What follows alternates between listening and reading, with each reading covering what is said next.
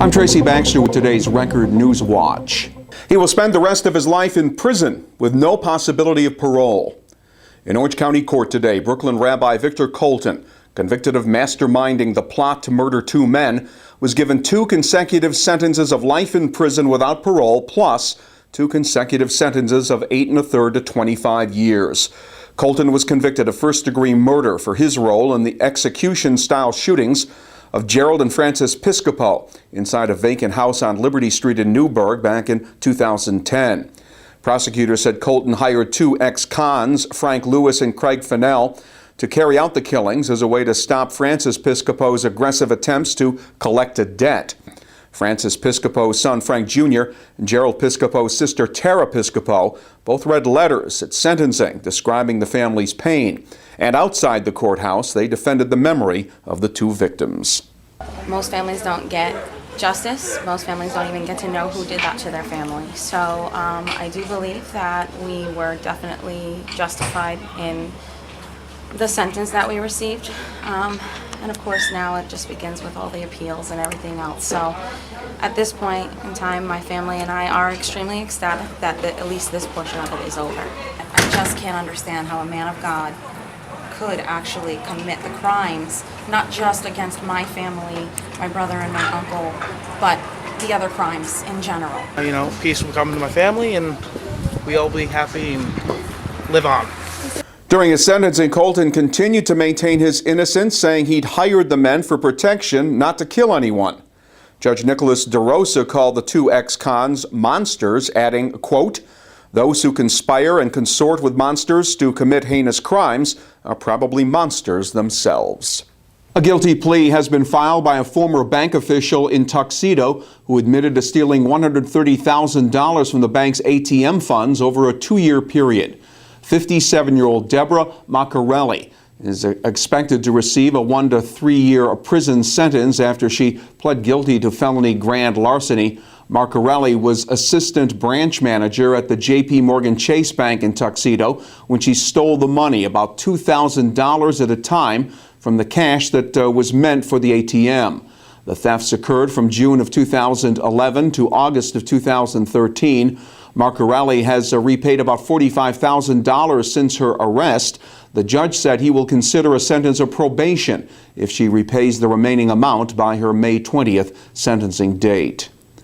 State police say he lied to get heating assistance. 66-year-old Boris Saltzman of Loch Sheldrake was taken into custody on charges of falsifying business records, a felony, plus petty larceny. Investigators say Saltzman applied for and received heating oil assistance from Sullivan County after putting false information on a HEAP heating assistance application form.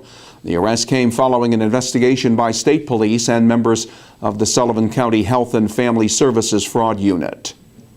Orange County Court juries convicted a Unionville man on first-degree rape and criminal sexual act charges for a pair of incidents last August that involved a 12-year-old girl. 23-year-old Keith Terse was convicted of sexually assaulting the girl in a Unionville park. Prosecutors say a friend witnessed the sex, but the incidents went unreported until the friend's aunt saw several text messages describing Terse's sexual contact with the girl and then called police.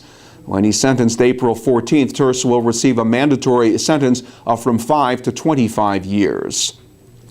An Ellenville man has been sentenced to 3 years in prison for attacking a local police officer with a sword. 27-year-old Christopher Miles had been convicted of menacing a police officer during a domestic disturbance call last May. When Ellenville Police Sergeant Jeffrey Van Asselt responded, Miles went after him with the sword. Sergeant Van Asselt was able to subdue him with the help of a neighboring emergency medical technician who had arrived on scene. No one was seriously injured. The officer had been able to get Miles's girlfriend and her 2 young children into another room prior to the attack. In Pike County, 2 Matamoros men have been charged with illegally selling the prescription drug Vicodin. According to the Pike County District Attorney's Office, 77-year-old Graham McDonald and 36-year-old Richard Smith sold Vicodin pills at different times over the past couple of months. Both were charged with delivery of a controlled substance and criminal conspiracy to deliver a controlled substance.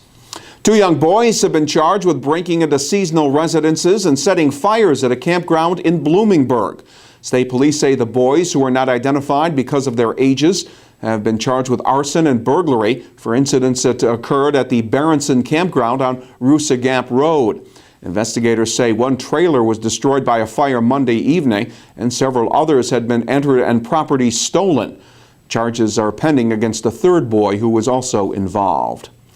And today was the day Orange County's dairy and livestock farmers could spend a little time away from the farm, get the latest information on programs and services that can help them improve their business. Many of them came to the Pine Bush Fire Hall to attend the annual Dairy and Livestock Day, sponsored by Cornell Cooperative Extension. The purpose of Dairy Day is to have a day for the dairy farmers and the livestock farmers and everybody who's involved in agriculture to get a day to experience all the potential there is out there and all the different agencies that can assist them. So we have feed stores that are here, feed suppliers, we have insurance agencies, we have banks here, all people that can assist the agriculture industry. And today's Dairy Day was one of the promotion stops for Maddie Goldsmith, Orange County's dairy princess. I've been volunteering on a local dairy farm for about 7 years now, and it's important to support the local farmers and drink milk because it's a large part of our community and local economy. I don't think many people are aware of how important farming is or really how much it impacts our lives. I mean, we need food every day, and they're the people who produce it. Cornell Cooperative Extension officials say the showcase of available services gives the farmers an opportunity to not only interact with those connected to their industry, but also to discuss farm labor challenges and other issues of concern. We hope you enjoyed the mild weather interlude because it will soon feel and look like winter once again. The rain today will change over to a wintry mix overnight before it clears off tomorrow morning. Many of you will see only a coating of snow along with some icing, which could make for a tough morning commute.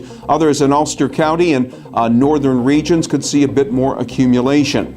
As for Thursday, the storm will clear out during the morning hours, but it'll stay cold, with temperatures getting only into the upper 20s. Friday will be partly sunny and a bit milder, with the highs up around 40 degrees. Keep clicking here at Record Online for any weather updates and for news when it breaks. For Record Newswatch, I'm Tracy Baxter.